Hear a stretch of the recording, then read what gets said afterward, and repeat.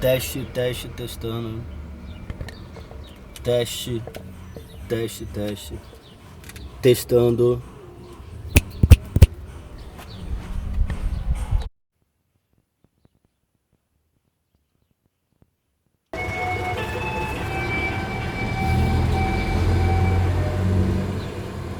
No desenrolo hoje, nós vamos conversar sobre essa experiência de sermos negros e negras em Angra dos Reis. E aí hoje na nossa conversa, né, Délcio, Suzana, e é uma conversa visceral, porque nós não temos nenhuma intenção de sermos neutros ou distantes da questão que a gente está tratando, e aí nós vamos estar falando das nossas experiências, que são experiências que nós vivemos com os nossos corpos, né? E o racismo é uma questão na qual nós estamos totalmente implicados e comprometidos, né? Então a gente vai estar tratando de biografia, de comprometimento, de visceralidade. E aí, nesse jogo que é viver em Angra dos Reis e viver essas experiências do racismo, a gente vai encontrando as nossas alternativas para sobreviver. E a nossa questão é que nem sempre essas alternativas passam pela lei ou passam pelo Estado. É o nosso desenrolo, né? São as formas que a gente vai encontrando, são as nossas estratégias, as nossas táticas para conseguir sobreviver dentro dos limites e das possibilidades que essa nossa condição de negros e negras nos coloca aqui dentro do município de Angra dos Reis. Então, essa história, dentro do grupo de pesquisa, o Alfavela, começa quando a gente inicia a pesquisa com um jornal, que é o jornal A Cidade, e aí a gente começa a observar como as imagens, as fotos desses corpos negros, que são corpos também como os nossos, né? Como essas fotos e os discursos que passam por esse jornal colocam a questão da negritude relacionada com a criminalidade e até vai criar um discurso para justificar essas mortes. Então a gente inicia essa pesquisa e as primeiras conclusões, né, mesmo que provisórias, a que nós fomos chegando, já estão registradas nesse livro do Alfavela, onde a gente tem também outros pesquisadores do grupo, todos comprometidos com a questão das classes populares, que vão estar colocando outras questões, né?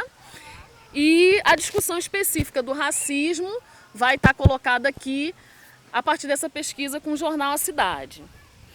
Então, essa Angra, né, a gente até brinca que ela, às vezes, é uma Angra que acaba sendo uma Angra dos reis, né, porque ela tem a questão da desigualdade muito marcada. Nós, aqui no Campo Belo, não sei se a Suzana vê isso também, a gente vê os helicópteros cortando o céu, né, que são helicópteros dos donos das casas nos condomínios de luxo. É a galera que faz um turismo classe A aqui em Angra e, ao mesmo tempo, a gente tem uma população bastante empobrecida, né? São as classes trabalhadoras que vêm de outras regiões tentar uma vida melhor aqui em Angra, que foi o caso dos meus pais. A gente tem a galera do Quilombo e a gente percebe que as classes populares em Angra dos Reis têm cor, né? E aí, como é essa experiência? Como é ser negro em Angra? Então, acho que uma coisa que é legal, assim, né, de falar um pouco a questão da trajetória, né? A gente tem uma trajetória, acaba traçando uma trajetória na vida da gente que é interessante. Assim, eu sou de uma família que era da área rural, meus pais não tinham domínio de leitura, meu pai e minha mãe não tinham domínio de leitura. E na década de 60, né, movido por esses estabelecimentos do progresso, né, chamado do dito progresso, né, que você tem a usina, a Estrada Rio Santos, né, os grandes condomínios, Petrobras, enfim, os estaleiros, essa comunidade rural, né, que eu sou de Mambucaba, hoje o pessoal chama de Parque Mambucaba. Então, meus pais eram lavradores, pequenos lavradores, e esse movimento, né, que a gente identifica aí do dito progresso, ele mexe com a vida de todo mundo, no sentido de tirar todas essas pessoas do seu espaço. Algumas saem de uma maneira mais forçada, outra menos forçada, mas de qualquer jeito são formas, né, arbitrárias de tirar essas pessoas desses lugares. E aí, naquele período, vai todo mundo para os morros do centro da cidade e, assim, você muda totalmente a vida dessas pessoas. São pequenos lavradores, né, que não tem as coisas do domínio da leitura e da escrita e que vai também pensar em criar os filhos. Na minha família, somos 12 irmãos, e aí vai ocupar os subempregos, enfim. E você começa, basicamente como se fosse começar uma nova vida. E aí, o que você tem no seu caminho? O que esses pais idealizavam pra gente? Bom, ir pra escola. A leitura que eu não tive, a escrita que eu não tive, eu quero dar para meus filhos para que eles possam. E aí vem aquela frase, aquela célebre frase, né? Que é na escola que você vai ser alguém. E aí você vai para a escola onde você vai ser alguém. E aí você se depara com uma escola onde você não vê o seu rosto. E nas poucas vezes que você vê o seu rosto, ele vem de forma negativa para você. É uma forma de te convencer de que de fato você é feio, de que você não é inteligente, de que você tem um futuro muito curto, de que você vai ter que ser ali ou servente ou ajudante de alguma coisa. Não que essas profissões não tenham seu valor, não tenham sua qualidade, mas elas acabam sendo a única saída para aqueles que conseguem, as duras penas, romper com outro mundo, talvez muito mais possível, muito mais próximo, né, que é o mundo, né, essa coisa, não sei se é correto esse termo, mas que é o mundo marginal, né? Então, essa luta para você ultrapassar essa barreira, né, ou mudar essa trajetória de vida que é traçada, ela é muito árdua, né? E às vezes a gente passa anos sem ter essa compreensão de que não é uma questão só de você ser pobre ou filho de lavrador, mas sim um outro dado, um outro elemento que é o elemento corpo, né? Que é o elemento raça, e lógico que raça no conceito sociológico, político, né? Não como conceito biológico, claro.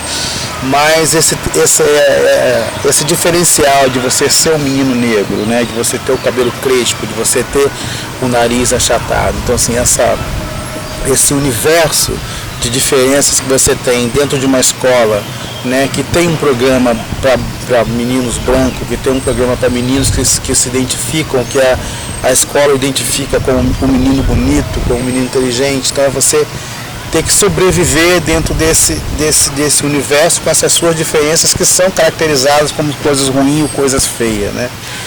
E aí você começa a pensar, né? Lógico que como criança você não pensa nisso como racismo. Você até, às vezes a gente até acredita que é uma prova de que é um destino mesmo, né? Porque é isso mesmo, né? E aí, lógico, você tem um pouco da naturalização do racismo. Estamos assim porque sempre foi assim. E quando você começa a perceber que tudo que essa escola te ensina, né? Tudo que essa escola te dá, ela parece que depõe contra você. É muito engraçado quando você começa a ver a vida de uma outra forma, né? E aí quando para mim a gente começa a ver a vida de uma outra forma, quando dessa militância para o movimento negro, quando dessa militância dentro dos grupos de jovens. É engraçado que a igreja que tanto protagonizou, né, que tanto contribuiu, tanto colaborou com o racismo, né, você vai ter lá um momento dentro da igreja, como grupo jovem, que ela vai nos permitir ter uma outra visão do racismo, enfim. E aí é quando a gente começa uma discussão com o movimento negro, né, porque até então, pra gente, Angra não tinha racismo. E é legal que na participação da fundação do movimento negro em Angra, uma coisa que ficou marcada para muitos de nós foi que na semana que nós criamos o grupo, o Movimento Negro, saiu uma carta no jornal, né? E essa carta dizia, a pessoa assinava como alguma coisa de Paulo, não me recordo, mas que ela fazia uma crítica, né? Assim, de para que você criar um grupo de consciência negra em Angra, numa cidade que todo mundo se conhecia, que todo mundo era irmão, que todo amigo, né? E que o racismo não era uma coisa que nos incomodava. E ela nos acusava, inclusive, de ser pessoas frustradas, que não tínhamos conseguido alcançar um sucesso na vida. E aí, por isso, criamos aquele grupo para poder... chamar a atenção. Chamar a atenção e relatar as nossas frustrações. Enquanto que do outro lado a gente percebia essa coisa do racismo, né? Assim, de você aí... E aí a trajetória, né, do que eu falo, assim, meus pais são tirados, né, de um lugar, são colocados em outro lugar. Você vai para uma escola que você tem a expectativa de que você vai ser alguém, e essa escola traz consigo uma série de estereótipos em relação a você, que é como o outro te vê, né, e que acaba criando na gente essa expectativa de que somos isso de fato, e de repente você faz uma discussão com o movimento negro tentando, né, se achar nesse mundo, né, assim, e Angra não é muito diferente do... Agora, Delcio, você uma vez, assim, no pouco tempo que a gente trabalhou junto, você me contou algumas coisas dessa época de infância e juventude, de experiências na escola, e eu lembro que foi muito bacana, porque você contou essas histórias exatamente quando nós estávamos com meninos, né, meninos e meninas, em sua maioria negros, que dentro da escola vem apresentando a questão da distorção, e meninos e meninas que nós estávamos perdendo. Você se lembra disso? Quando você colocou como foi sua experiência, algumas falas de professores em relação a você? Eu lembro um pouco. Mas é assim, porque isso, assim, né, nesse universo das escolas, é a expectativa que o professor não tem com você, né, e aí tem uma coisa bacana, que acho que talvez seja essa me marcou. Quando eu estava saindo, eu terminei a 4ª série, depois de repetir alguns anos, eu terminei a 4ª série e uma professora me chamou, assim, e me deu um monte de conselho, né, falou, olha, você está indo para uma escola maior, então tem que ter cuidado, porque lá é uma escola, né, assim, que pode ter drogas, pode ter não sei o quê, as coisas da marginalização, então é interessante, era um conselho aqui, mas o engraçado é que ela só fez isso comigo, né, então assim, que é um conselho bom, mas aí depois você fala assim, mas por quê? Só comigo. Só eu que tenho essa probabilidade, né, então, será assim, que eu estou estigmatizando? Pois é, e aí assim, e é um pouco dessa expectativa, assim, né, de você saber, é do lugar de onde você vem, e um pouco e muito, né, pela cor dessa pele, né, que assim, que parece que você está propenso demais a isso. Então, é uma forma cuidadosa das pessoas de fazerem com você, mas ao mesmo tempo é isso, é uma reprodução de um medo por conta desse entendimento de que é muito provável que esse menino caia naquela escola e dali ele se perca, né? Não sei se ele se perde da escola, se a escola se perde dele. Mas assim, essas experiências elas são mesmo muito marcantes, assim. E depois me lembro de um relato de um professor que ele disse um dia, os meninos conversando, ele falou, não preciso de nenhum de vocês, se vocês me encontrarem na rua, não precisa nem falar comigo, porque eu não quero nem ser amigo de vocês. E aí assim, aquilo é muito dolorido, né, porque o professor é uma figura que você tem uma expectativa, né, muito grande sobre ele, né, embora assim, são humanos como nós, mas assim, é a pessoa que ela tem, principalmente naquele nosso momento de entendimento, que os pais diziam pra gente que aquele ali era o lugar onde você ia ser alguém. Então, assim, para você ser alguém, você vai ter que passar por uma provação muito grande, né? Assim, então, o cotidiano de algumas escolas, às vezes, ele deixa a dúvida, assim, mas se é aqui que eu vou ser alguém, não dá, porque não dá para ser alguém dessa forma. Então, eu vou para outro campo. Nesse sentido, você se afasta da escola, com certeza. Não tem muito como você se manter nessa escola desse jeito, assim. Não nascem super-heróis todos os dias.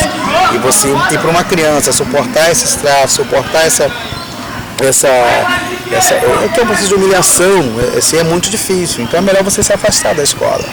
E assim, quando você se afasta da escola, a expectativa que você tinha de ser alguém já se perde. Então onde você vai ser alguém? Você vai ter que ser alguém em outro lugar. Né? O que eu vou fazer? E o que você vai fazer? E aí, assim, eu penso que esse movimento de a gente conseguir entender, né, como é que é ser negro em Angra, assim, e é isso, é uma cidade que é colocada para um turismo de pessoas que têm muito dinheiro, né, e que você tem um limite de ser o empregado, né, de você ser o cara que vai lavar a lancha, você ser o cara que vai limpar o condomínio, você ser o cara que vai ser a faxineira, a babá. E aí você tem um poema de um colega que ele fala um pouco isso, né? Roceiro virou pedreiro trabalhando em construção. Fez a casa do estrangeiro, o brilheiro do nosso chão. Então, assim, é um pouco isso que nós somos, né? A gente vende os nossos quintais para que o povo faça as piscinas e vão morar nos lugares mais apertados e passar as dores e as necessidades que temos. Assim, acho que ser negro em Angra, não diferentemente de muitas partes do Brasil, mas é isso, é você matar um dragão por dia, né? Nem podendo matar o leão. Que é antiecológico, mas assim, é super complicado, porque você tem que lutar pela terra, tem que lutar pelo emprego, lutar pela educação, lutar pela saúde, lutar não sei o quê. Lutar principalmente para que os nossos filhos não herdem. Pois é. Esses nossos medos. E aí você precisa, é necessário você fazer esse processo de entendimento do que você é e que te traz dúvidas em alguns momentos, assim, porque são, né, acho que aí eu tenho 48 anos, e nesses 48 anos, basicamente o que a gente mais ouviu são os vários estereótipos aplicados ao povo negro. Então, assim, você desconstruir essa imagem dentro de você mesmo, né, e tentar construir uma imagem positiva com seus pares, é um negócio difícil. É como você tem que se recompor para ajudar os outros a se compor. Parece que é uma tarefa dupla, né? É um processo muito difícil e assim, eu lembro na minha infância e até nesse percurso da escola, né, que todo mundo sempre falava, né, que meu cabelo era ruim e eu achava o meu cabelo muito feio. Então na minha casa, minha mãe eu alisava o cabelo, só que os produtos são, né? Mas na época que eu era criança eram mais pesados ainda. Então machucava o couro cabeludo, né? E a gente passava aquele ferro quente, o secador, e com o calor feria, machucava, né? E eu via minhas primas que tinham cabelo liso, então todo mundo o cabelo era sempre arrumado. O meu não, assim, tinha que arrumar. O carinho era diferente, né? Porque no cabelo da gente o pessoal pega e faz assim. O toque é diferente. É isso, ninguém toca no cabelo. E na escola, quando tinha festa junina, tinha esses lances, ninguém queria dançar comigo, né? E aí, assim, eu lembro muito da tua filha aqui na escola e essa experiência. E como que é isso? Vou começar lá da minha infância, posso? Porque, assim, o mais engraçado disso tudo é que algumas pessoas falam assim pra mim, mas você não é negra. Como eu não sou negra? Eu tenho traço negro, o meu nariz é o nariz chato, é o nariz de batata. A única coisa que me desqualifica é a cor do olho. Só isso. Porque a genética é totalmente negra. Eu sou filha de negro, eu sou bisneta de negros, eu sou tataraneta de escrava. Eu lembro da minha avó, muito negrinha, muito baixinha, na beira do fogão. Eu lembro do meu avô, todo parrudo, sabe? Muito musculoso, que saiu da roça e foi ser calceteiro, fazer calçada na rua. E ele tinha vergonha de mim. Quando eu passava e eu gritava, benção, avô, ele olhava assim, ele abaixava a cabeça, porque eu era branca. O primeiro preconceito que eu sofri foi na maternidade.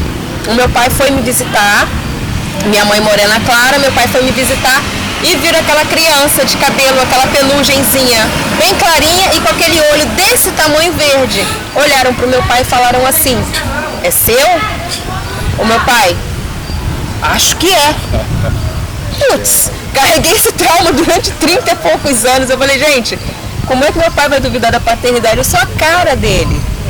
Aí com isso fui crescendo e eu não vou dizer que eu fui uma criança revoltada, que eu sofri algum tipo de preconceito. Sofri, assim, os preconceitos mais básicos que existem dentro do seu próprio círculo familiar. Todos os meus primos tinham cabelos lisos, né? O meu irmão, abaixo de mim, nasceu com o cabelo liso, deu essa sorte, ou esse azar. E depois veio a minha irmã, que tinha o cabelo mais anelado.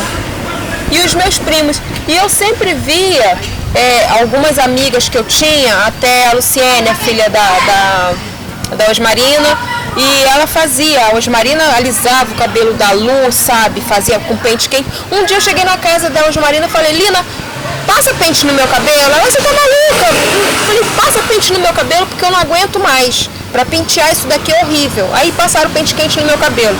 Então quer dizer, eu já entrei no mundo de quem tem cabelo liso. Aí isso daí foi passando. Entrou a fase da adolescência, a fase da rebeldia, de cortar o cabelo muito baixo e tal. Mas eu nunca fui taxada como a negra, pela cor da minha pele. Eu só sentia esse frisson quando ou meu pai ou meu avô apareciam dentro da escola para me buscar, que eles perguntavam quem é. Eu falava, meu pai. Ah, não é seu pai não, ele é negro. Olha o tamanho do negão. Ele é meu pai. Aí isso daí foi passando. Tive a minha primeira filha, a Iris. Eu fui casada com o pai dela, um negro, né? E até teve um episódio até bastante interessante, porque foi na época do Ilá Dudu, teve o dia da conscientização negra, e ele iria fazer a abertura do desfile. E eu estava grávida da Iris, eu estava com um barrigão de 8 meses. Aí olharam pra minha cara, acho que foi o Zequinha Miguel, olhou pra minha cara, não lembro quem foi que olhou e falou assim, você quer entrar com ele? Eu falei, bora! Aí na hora que eu entrei, as pessoas ficaram olhando. Ué, mas é dia da conscientização negra, porque meu cabelo era bem mais claro. O que essa mulher tá fazendo aqui? Aí eu não lembro quem era o locutor, quem estava fazendo a abertura do evento, disse que a negritude ela vem de diversas formas. Às vezes mais brandas, outras mais pesadas, mas que eu era negra. Aí tá, a Iris nasceu. Depois disso tudo, depois desse episódio que eu achei maravilhoso, me encontrei, falei, não, eu sou negra. Me encontrei naquele mundo e a minha filha nasceu e foi crescendo, cabelo pichaco, né, muito black, e fazer tererê, botar aquele monte de lacinho. Enquanto a filha da minha prima nasceu com o cabelo mega liso, a da minha filha crescia assim, né, o cabelo de criança cresce assim, não cresce aqueles cachos pequeninos. Aí ela foi tendo sérios problemas, ela mesma teve alguns problemas com a aparência dela. Ela fez vários processos químicos no cabelo quando ela atingiu assim, os seus 12, 13 anos e começou a ter noção do que estava acontecendo na vida dela. Até que um dia, eu conversando com ela dentro de casa, eu falei pra ela, você só vai se encontrar quando você se assumir como negra. Assume que você é negra. Aí ela me disse, mas como eu vou assumir que eu sou negra? Eu falei, em primeiro lugar, o cabelo. Para com isso. Aí ela começou a deixar o cabelo e o cabelo foi começando a ficar black. Até que um dia dentro de um ônibus eu estava com ela, sentada do lado dela. Aí na hora de descer do ônibus um cara passa e canta pra ela. Gosto muito de te ver, Leãozinho. A minha filha no automático prendeu o cabelo num coque. O cabelo dela estava super armado, cheio de cacho. Eu olhei pra ela e falei, caraca, não vai adiantar porque mesmo que eu a estimule, a sociedade está mostrando para ela que aquele cabelo não entra dentro do conceito. Aí ela foi fazer uma viagem para Paraty. Num passeio em Paraty, um desses caras que pegam meninas para agência de modelos encontrou com ela e falou assim, quer ser modelo? Ela olhou pra cara do cara e falou assim, você tá brincando comigo, né? Ele, não, eu quero uma modelo negra, com esse estereótipo, esse cabelo, esse perfil. Porque é muito raro você dar de cara com uma menina negra que aceite seu cabelo do jeito que ele é. E ela tava com cabelo black. Aí ela foi, fez um book, ficou maravilhoso, conseguiu ser agenciada pela agência, né? Mas depois disso tudo, a convivência no ambiente escolar se tornou uma coisa muito pesada. porque aquele cabelo ele não era aceitável. Ela não estava conseguindo lidar bem com aquilo e ela fez essas famosas escovas progressivas. Hoje em dia ela é uma negra feliz de cabelo liso, mas tem por trás dela uma mãe revoltada porque ela perdeu os cachos. Mas dentro disso daí, você estava falando, você tocou no episódio da Iris, ela sofreu bullying dentro da escola, né? Você lembra daquele evento triste, foi muito marcante na vida dela, o último ano dela no ensino fundamental, ela sofreu bullying, não pelo fato dela ser negra, mas pelo fato dela ser negra e modelo. Então foi uma coisa bem cultural mesmo. E dentro da minha própria casa, dentro da minha família, que é constituída por mim e pelos meus filhos, já houve casos de preconceito entre os irmãos, porque são filhos de pais diferentes, então o tom da pele muda. O Luiz Wilker, que é o do meio, tem o cabelo super liso e ele tem a pele clara, e a Iris já é bem morena, do cabelo ruim. Aí o Luiz Wilker uma vez disse pra ela que ela era uma macaca. Quando eles eram bem pequenos, aquilo me deixou chocada. Mas a resposta dela eu achei um barato. Ela falou assim, olha só, o macaco preto, ele é feio, mas ele ainda é passável. Não, ela não falou nem questão de passável, ela falou assim, o macaco preto, ele é feio, mas ainda dá pra engolir. Mas você já viu um macaco branco? Dói. Aí o Luiz Wilker tomou aquele choque e ficou quieto. Eu falei, bom, com questão de preconceito eu não preciso esquentar a cabeça com ela, porque ela sabe lidar. E uma das marcas registradas nos discursos que ela carrega na vida dela é que nunca a chame de preta, e sim de negra. Porque se você chegar para minha filha e falar, você é preta, ela vai dizer, preto é cor e negro é raça.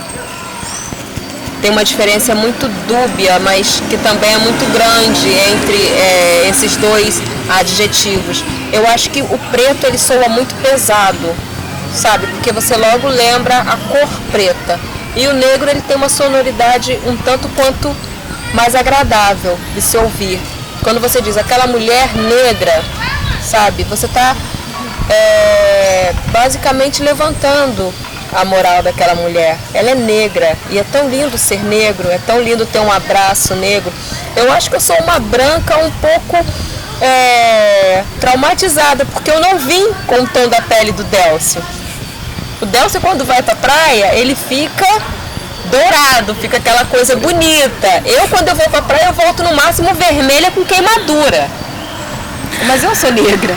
E aí tem a ver, né?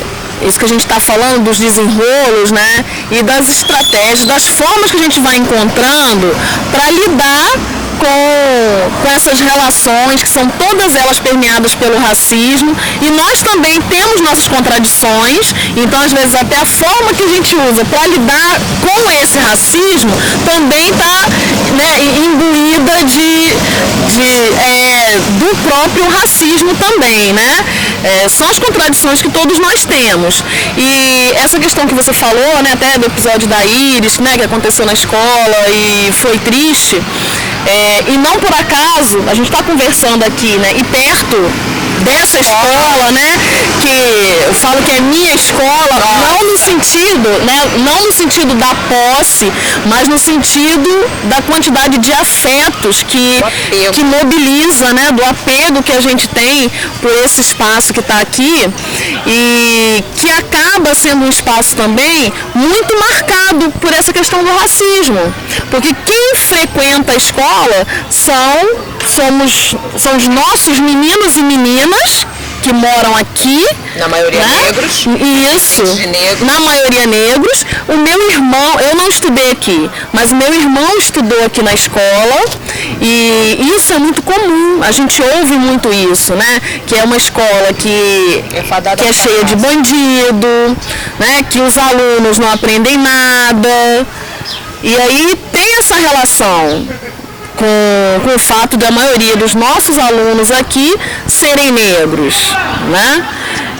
Uma das coisas que mais chamam a atenção quando você entra dentro da Mauro Sérgio é a quantidade de alunos de diferentes cores, é uma mistura gostosa, sabe? Porque existem os alunos que são a minoria, são as crianças brancas dos cabelos a sua grande maioria, a sua grande potência são os alunos negros, mas que já entram dentro da Mauro Sérgio já carregando o estigma que o Delcio carregou de que são fadados ao fracasso. Porque vem de uma comunidade carente, né, já discriminada pela própria Angra dos Reis, porque ninguém convida um turista para vir visitar uma comunidade carente. Convida sim para conhecer a Ilha Grande, muito mal o convento São Bernardino de Sena no centro. O pessoal vem e quer conhecer a Ilha Grande, mas esquece que Angra também fica aqui, em terra. E quando você entra dentro dessa escola, que você vê esse entrosamento entre alunos negros e brancos, casaizinhos que se formam, em sua grande maioria, são meninos negros com meninas brancas. Muito raramente são meninas negras com meninos brancos. E eu não entendo o porquê dessa aversão que eles têm com as meninas negras. Por quê? Essa coisa do racismo, o racismo não tem uma única dinâmica. Não. Ele tem várias dinâmicas, né? E ele, às vezes, ele é muito, como é que se fala? Não concreto, né? Ele é abstrato? Ele é muito abstrato, né? Muito sutil. Ele é muito sutil, acho que essa é a palavra. Ele é muito sutil, porque é isso que eu estava falando assim, você precisa se reinventar para poder contribuir com a reinvenção do outro também. Então isso é difícil. E tem uma questão de comodidade, como eu falei, não nascem heróis todos os dias. Assim, o processo é muito perverso.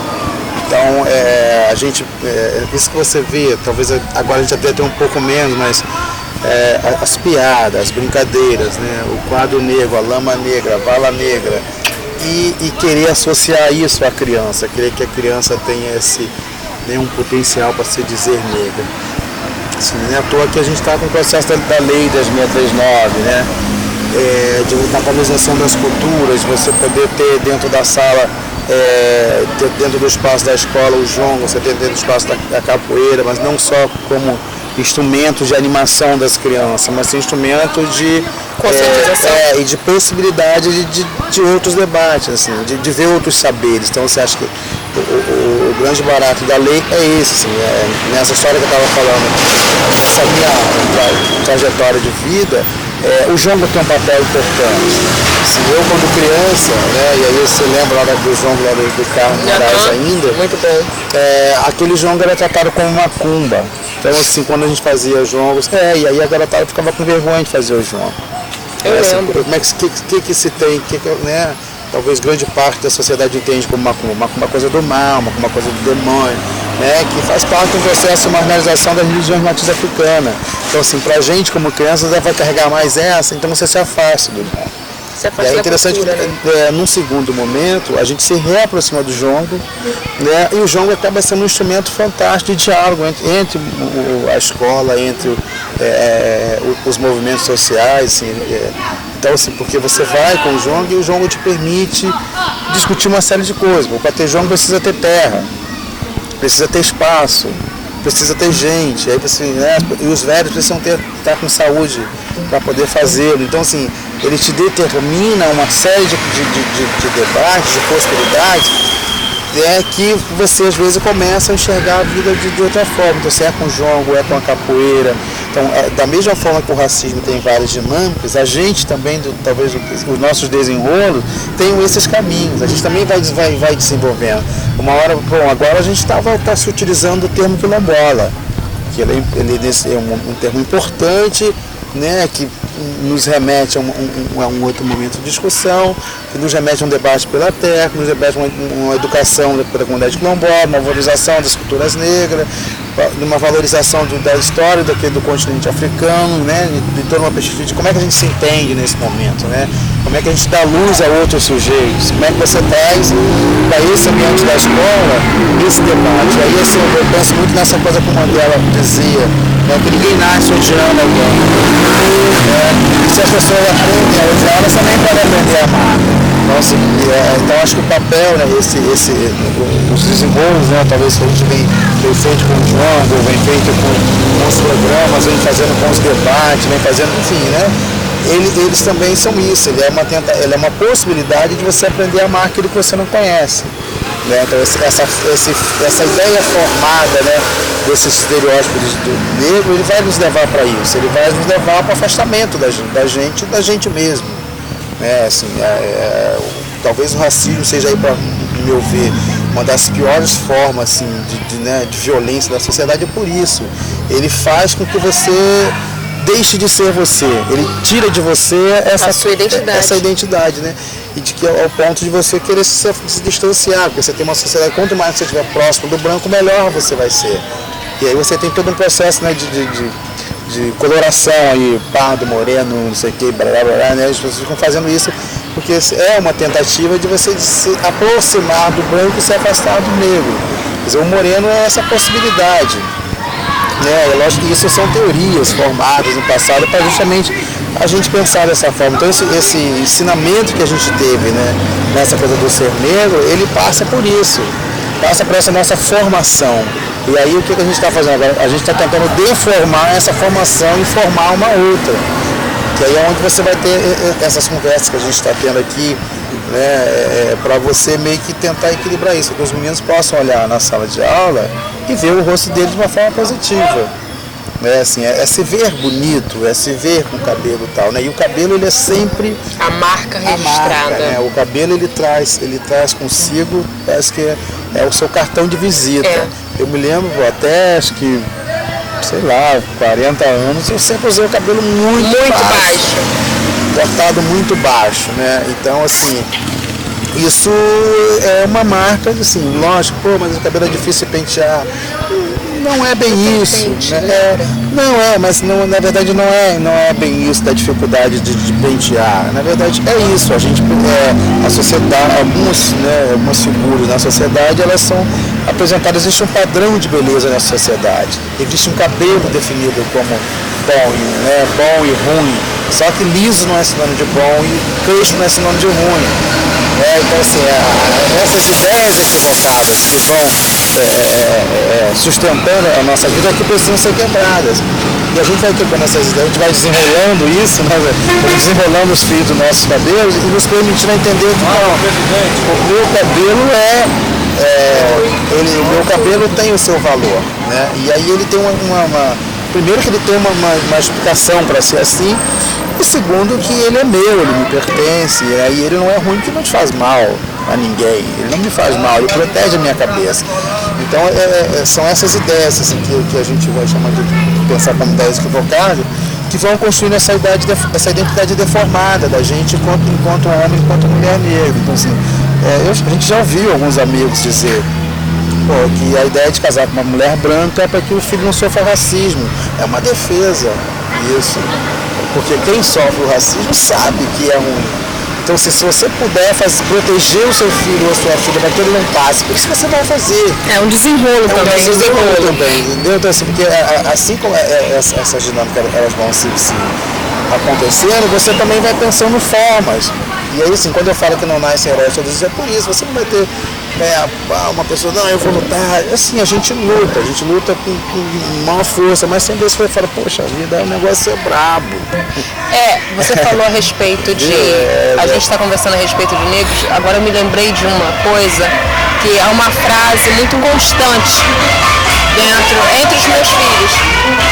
O Luiz Wilker, esse do meio de 15 anos, ele sofre um preconceito, ele tem um preconceito em relação a ele mesmo, por ele ser branco. É incrível isso. Ele, tanto que quando ele assina algum bilhete, alguma coisa pra mim, ele utiliza uma brincadeira que eu faço com ele há anos, que é o estranho no ninho. Porque eu sou negra, a Iris é negra, o Renan Luca é moreno, né, negro também, e ele é o único que tem o estereótipo mesmo do branco, cabelo liso, pele clara. Aí ele diz que ele é o estranho no ninho. O preconceito também se volta contra quem é branco, quando a maioria é negra. Eu acho que isso acontece também, eu não sei se vocês concordam. Não, assim... E aí, o que tu acha, Nelson? É lógico, assim, você tem uma escala muito menor, assim, porque que uma coisa também essa dinâmica que o racismo oferece do preconceito, assim, você tem uma coisa uma menina uma vez falou assim, mas eu sofro preconceito porque eu sou loira, porque eu tenho um olho assim, porque eu tenho um olho assado, não sei o que, legal. Quantas vezes você sofreu preconceito? Quantas vezes você sofreu essa discriminação? Você já foi impedido de acessar uma política pública por conta de você ser loira? De conseguir um emprego. De conseguir um emprego, né? Alguém já chegou, uma pessoa loira te discriminou por você ser loiro?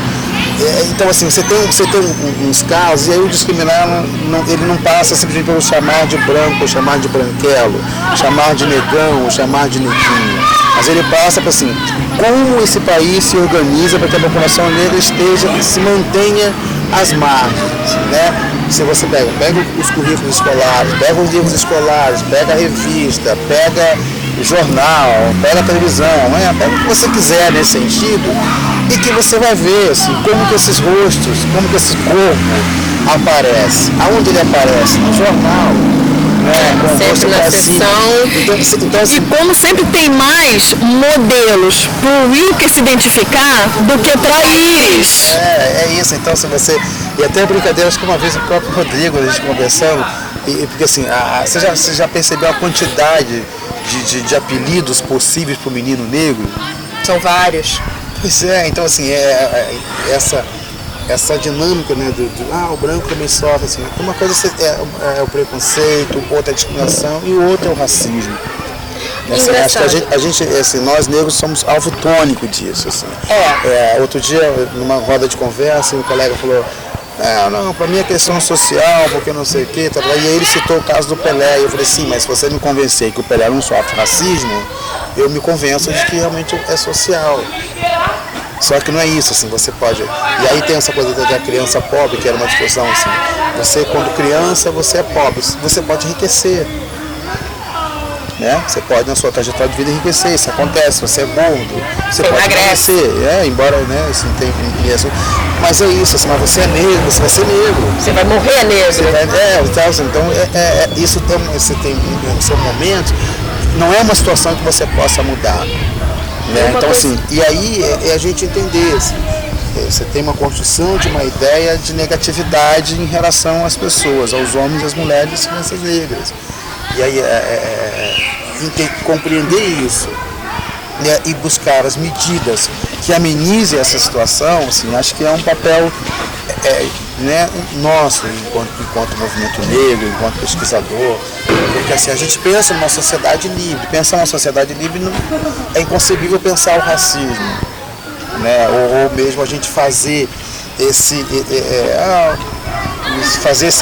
contraponto, assim, algumas vezes, né, que a gente sempre ouve essa coisa, mas o branco também, o nordestino também, sim, a gente está falando de coisas diferentes, né, com construções diferentes e que tem resultados diferentes. Né, assim, quando você pega um dado de uma Secretaria de Educação do município como Angra, que aponta lá que 70% das crianças negras que se matriculam na escola não chegam ao nono ano e que elas começam a sair da escola a partir do 4º ano, você fala, a gente tem um problema, que não é social, porque isso é uma rede pública, onde são 70%. Então, assim, não dá para você discutir só uma questão de pobreza. Assim, tem um outro dado. O menino, quando chama o outro de macaco, ele não chama porque o outro é pobre. Chama porque é negro. Você entendeu? Então, assim, você tem consequência diferente. Quando você fala assim, os meninos negros se aproximam das meninas negras. Isso não é uma questão de pobreza. É uma rejeição que tem ao seu próprio grupo. E por que você tem essa rejeição? Não é uma rejeição de graça. Né? É uma rejeição de uma construção que tem na cabeça da gente. Então, desconstruir essa ideia, né? E porque assim, é o que a gente aprendeu, como eu falei do jongo, né? Assim, da capoeira. A capoeira até foi tida como crime. Né? O capoeirista, eu joguei capoeira com 9 anos de idade, ainda cheguei a correr, né? Porque vinha a polícia e não podia jogar capoeira. Isso na década de 70 e pouco em Angra. Então, assim, é muito recente essa ideia de negatividade. Hoje você tem capoeira em vários espaços, mas ela ainda não venceu o preconceito. Principalmente porque quando você vai numa roda de capoeira, a maioria são compostas por negros. Os capoeiristas, a maioria são negros. Os líderes brancos. Os líderes são brancos.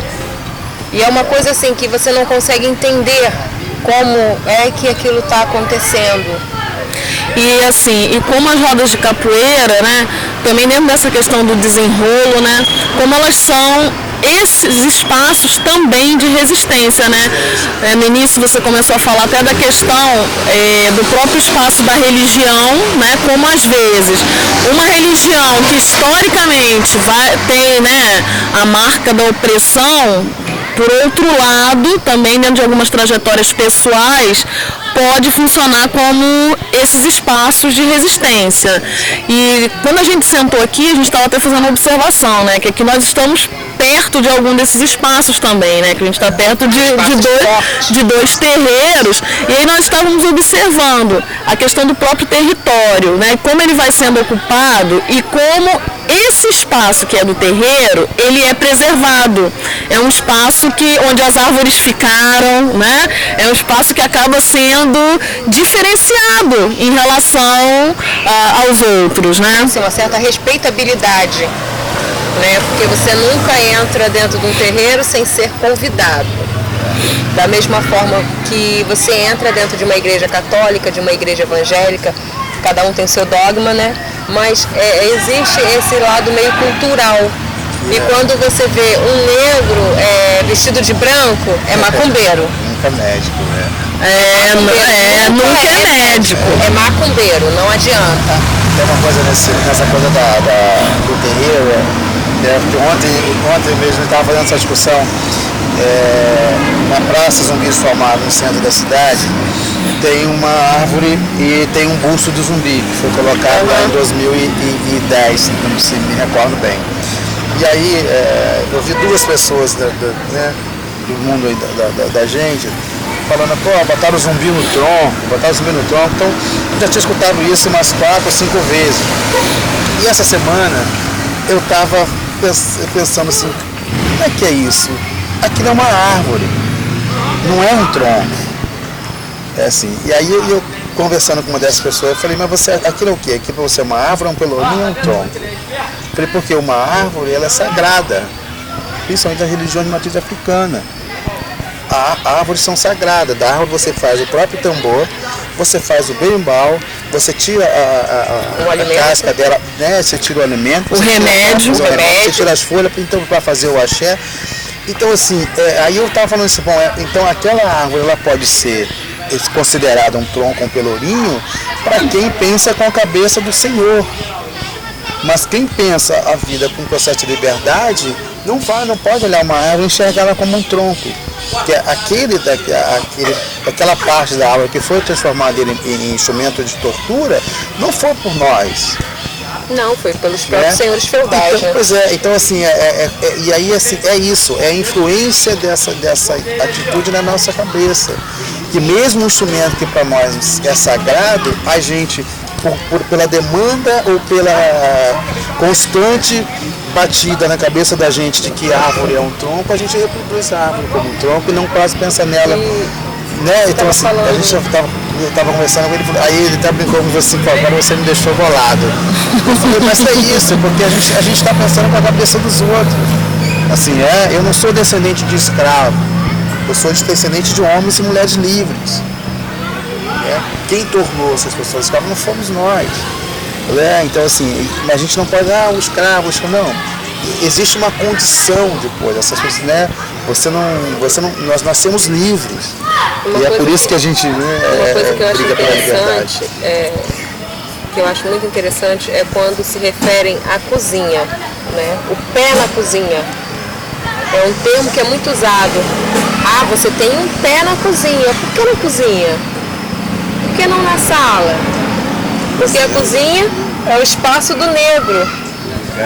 É o lugar do negro. Quando você vê uma excelente cozinheira, né?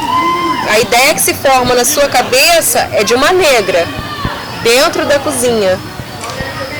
E uma das coisas assim que me remetem muito à minha infância, essa história do preconceito, da entrada no universo escolar, é a história da cozinha, porque quando eu estudava, a maioria das cozinheiras eram negras.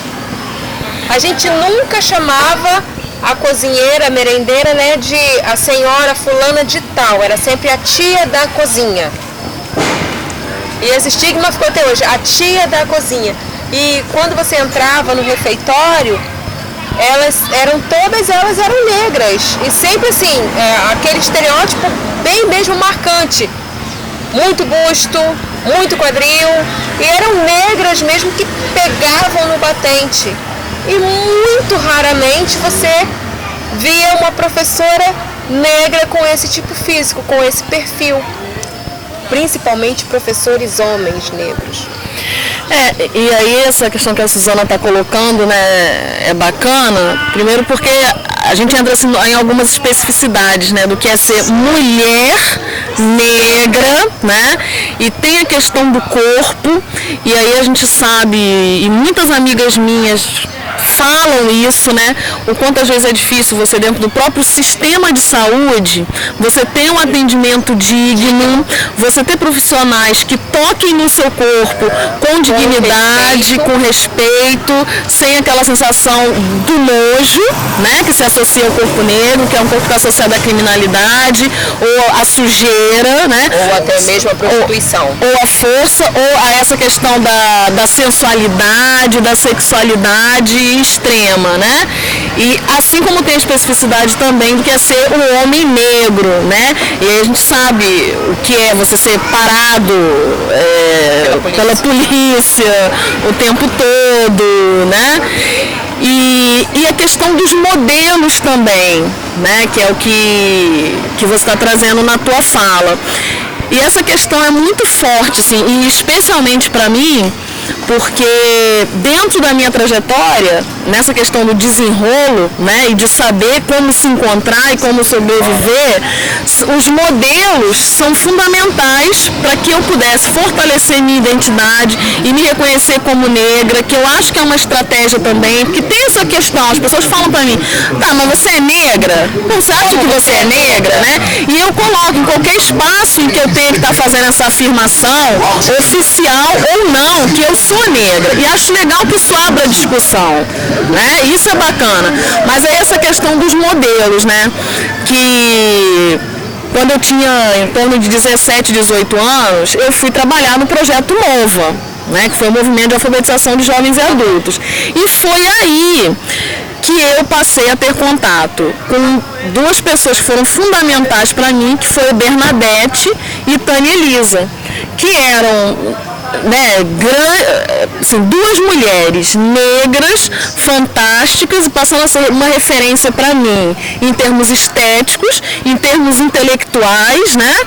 Elas eram militantes também no movimento negro, e na época o movimento negro e Lado Do, ele tinha um grupo de música, e quando a Bernadette subia e cantava, né, e quando ela me levava para discussões do movimento negro, e aí ela me deu uma pilha de jornal do movimento negro unificado, né, e aquela questão da identificação, que os meus olhos brilhavam e eu dizia, eu quero ser igual a elas. E a partir desse momento que eu passei a me compreender, né, e entender quem eu era. E depois, e aí você vai encontrando os outros modelos de identificação dentro do próprio movimento, né? O Délcio também, que dentro assim, da minha trajetória, da minha vida, cumpre muito esse papel, né?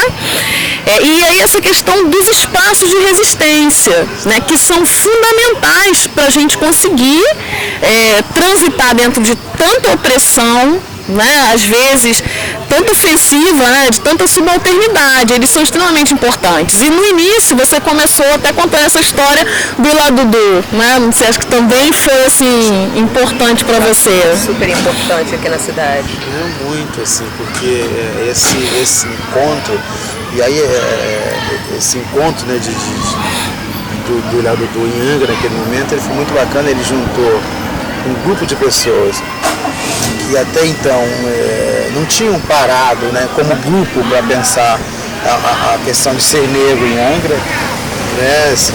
A gente traçava nossas histórias por caminhos diferentes, e isso é até bacana porque todos nós militavam em outras áreas. Nós éramos de igreja, nós éramos de partidos trabalhadores, tinha gente de outros partidos, como o PDT, e cada um com a sua militância, mas nenhuma militância que trouxesse para a gente a discussão do negro. Inclusive, quando nós começamos a discutir, uma das primeiras conversas foi essa, de que nós nos aliaríamos a um partido, nós nos aliaríamos à igreja, né? Que tronco nós iríamos nos apegar. Nós íamos apegar. E a decisão foi essa, não, vamos ficar. Nós somos livres. É lógico, a construção partidária é importantíssima, mas nós... E muitas vezes o partido reclama dizendo que isso divide a luta. Divide a luta. Não, mas eles não veem pelo lado da somatização. A gente ouviu muito isso, assim, isso divide a luta, mas é um momento importante, um momento que a gente precisava. E aí foi interessante que o Ilha Dudu, o que o Ilha Dudu fez? O Ilha Dudu, ele abriu um leque de conversa com o capoeirista, né? Ele abriu um leque de conversa com o jongo, ele abriu um leque de conversa com a educação, ele abriu um leque de conversa com a igreja, né? Então assim, a gente meio que cada um levou para a sua área de atuação esse debate da questão racial, né? Então assim, isso foi muito importante, porque vieram outras pessoas, né, de outros lugares, assim, isso foi muito bacana. E a escola, né? Assim, a gente sempre volta para a escola, né? Que às vezes a gente fala a escola, né? Mas a escola ela também teve um papel muito importante na nossa vida, né? Às vezes eu fico preocupado com isso, assim, não é pegar a criança, a água e a vazia e jogar fora. Não é isso, né? A escola ela tem um papel importante. Assim. Se hoje a gente também está em um outro patamar, apesar de tudo que aconteceu na escola, dos traumas, mas ela nos deu essa sustentação de você poder estar em outros espaços fazendo esse debate. Essa escola ela tem uma importância, não dá pra gente assim, separar tanto. Dizer que ela era só isso que não presta, né? Porque assim, ela é a oportunidade também de você lidar com algumas questões que chegam, principalmente ainda mais a escola pública, né? A escola pública é um caldeirão fervendo. Estou com uma coisa aqui na minha cabeça que eu não consigo esquecer. Vocês estão tocando tanto no assunto do Ilha Dudu, a questão musical. E aí é legal, só, né, te interrompendo um pouquinho, é legal que assim, nós já estamos indo para os nossos momentos finais e da gente tá chegando nesses momentos finais falando sobre esses nossos espaços de resistência, né? E principalmente em relação à questão da arte, né? Que aí a música... Gente, eu lembro até hoje, os meus filhos às vezes eles me perguntam que músicas são essas que eu cantarolo enquanto eu estou fazendo alguma atividade, porque são músicas de matizes africanas. Yorubá, por exemplo, o Ileaê, sabe? Músicas que em 1990, 97 estavam super em voga. E hoje em dia, se você canta uma música dessa perto de um adolescente, eles não entendem a letra e perguntam o que você está cantando. E no Ilha Dudu aquilo era muito presente. Eu lembro até hoje do Fabrício Osório dançando comigo, a Lina, os Marina dançando. Então aquela coisa era uma coisa muito linda, era um ritmo diferente. E quem ouvia aquela sonoridade achava que era um ponto de macumba, coisa que não tinha nada a ver. Eram letras lindas que falavam de rainhas, de reis, sabe? Do que eles trouxeram da África para o Brasil, do que eles trouxeram até mesmo para a nossa cidade, que é a Angra dos Reis. E isso ficou muito marcado na minha pele, porque durante esse movimento que houve aqui em Angra, que foi tão aberto, tão lindo dentro da nossa cidade, esse movimento artístico ficou muito pautado em mim, ficou muito, sabe, não tirou de dentro de mim, não houve o esquecimento, porque eles me aceitaram, eu me encontrei naquele lugar. Eu me sinto muito mais à vontade dentro desses espaços de resistência do que em outros espaços politicamente abertos, né? Que a sociedade não denomina tanto. Basicamente, sim, todas as pessoas que... é interessante que o Ilha Dudu, assim, ele tinha um grupo formado, mas em torno do Ilha Dudu tinha muita gente. Muita. Então, assim, a cada vez que tinha uma atividade do Ilha Dudu, e essa história do desfile, né, que não era um desfile da beleza negra, mas era um encontro das pessoas, assim, são pessoas de idade, senhoras, crianças, então era uma coisa muito diferente do que se pensava de desfile da beleza. E as pessoas que não cantavam, pessoas que não subiam em palco, que eram pessoas tímidas. E assim, e as pessoas foram pro palco, foram cantar, e o que era legal, a gente discutia, conversava sobre isso na época, que assim, quando o Dudu ia pra praça tocar, todo mundo queria subir pra tocar e pra cantar. E elas ficavam assim, pô, mas você não ensaiou, mas você não ensaiou. A pessoa, não, mas é isso. E as pessoas se sentiam assim, à vontade para poder tocar e para cantar. E, assim, essa coisa da cultura, acho que a cultura tá na gente. Você vê, e assim, pô, o cara tá lá tocando, pô, deixa eu tocar também.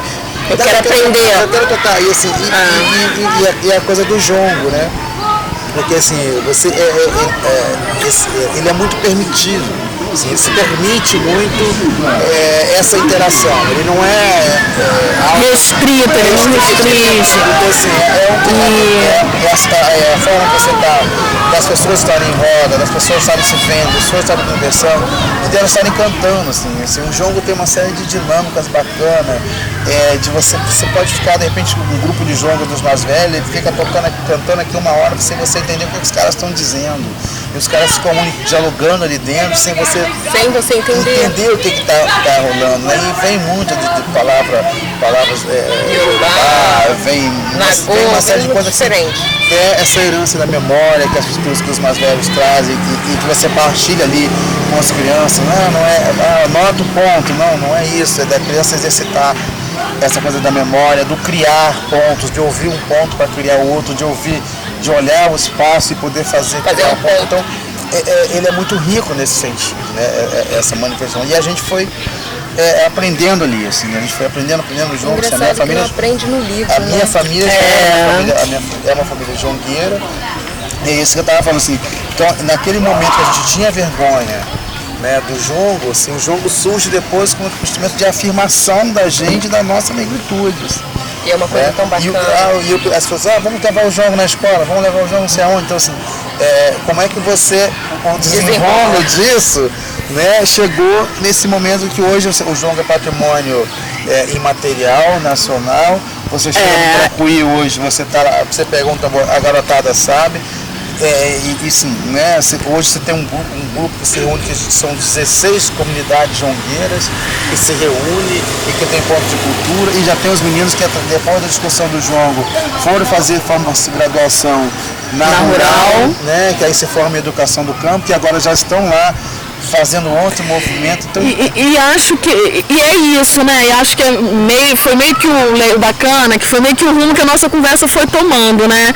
Que a gente começa falando de como é essa experiência, né? De sermos negras e negros em Angra dos Reis, e aí a gente vê que é desenrolo, né? É desenrolo o tempo todo. Mas ao mesmo tempo, como dentro das nossas trajetórias, dentro desses espaços de resistência, nós vamos nos fortalecendo nesses coletivos e vamos entrando nos espaços das instituições, nos espaços institucionais, nos espaços legais, e essas nossas histórias de desenrolo vão fazendo que a gente vá contaminando, pressionando, mostrando isso, para que a política, para que o espaço institucional, né, absorva essa questão, essa discussão e vá se tornando um espaço mais democrático, né, um espaço que possibilite mesmo a inserção de todos, né, esse processo. Tem uma coisa legal nisso, assim, de que forma nós fizemos isso, né? Nós fizemos isso num campo de discussão, enfrentando os conflitos, né? Mas sempre no debate, nunca na violência. Sempre de forma generosa, né? O movimento negro sempre teve essa característica. Generosidade. Assim, às vezes essa coisa de você acusar, você é um racista, não é isso. A gente está numa sociedade que reproduz o racismo, assim, todos nós estamos sujeitos a isso. Então é preciso que você, e aí isso aqui você use a música quando for preciso, a poesia, que use o tambor, que use o corpo, né? Essa coisa de ser generoso mesmo, de entender, assim, nós temos uma sociedade com várias culturas, né? Uma sociedade complexa, ainda mais Angra, você tem caiçara, você tem indígena, você tem quilombola, então assim, tudo ferve muito, né? Assim, e a gente sair desse lugar que nos colocaram, né? Romper esse silêncio que nos colocaram também nos determina isso. Como lidar com o outro, porque senão você sai de um tipo de preconceito e cai em outro. Né? Então acho que essa coisa da ternura, do carinho, da não violência, ela foi fundamental nessa trajetória que a gente traçou até hoje. Né? Assim, sempre enfrentando os conflitos dessa forma, né, a gente precisa caminhar, né? Então acho que isso é muito legal nesse tempo aí de...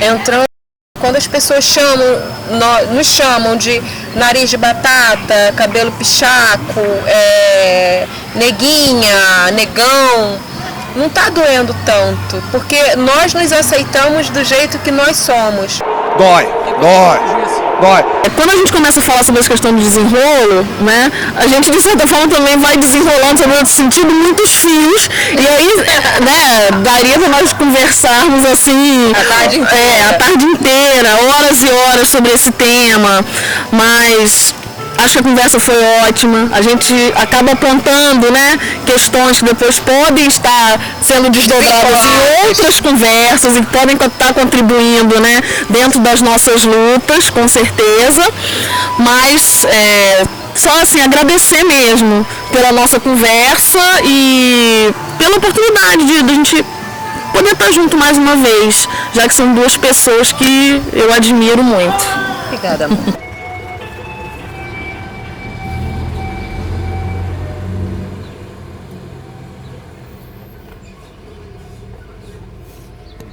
Testando. Teste. Testando. Testando.